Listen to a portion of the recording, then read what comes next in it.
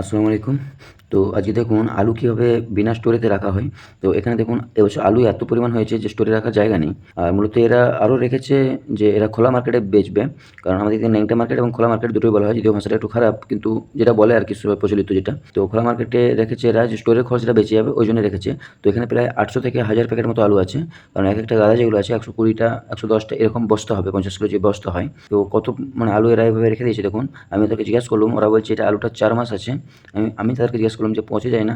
ওরা বলছেন, "না, স্টোরে যেরকম ১ টা ২ টো পচে, সেরকম এখানেও ১ টা ২ টোই পচে।" কিছু মানে দেখাচ্ছি আপনাদেরকে ওরা প্যাকেটও করছিল এখানে। তো কিছু বস্তা প্যাকেট করে রেখেছে। আমি দেখলাম সেখানে খুব কমই পচেছে। যদিও স্টোরে খরচা রাখা খরচার চেয়েও এটা আমি বলব অনেকটাই ভালো এবং সেফ। এবছর তো এমনিতেই আলুর দাম নেই। আর এটা মূলত পৌরাজ আলু। পৌরাজ আলুর তো আরও দাম কম। যদিও আলুরই দাম নেই তো পৌরাজ আলুর তো আরও দাম কম হবে।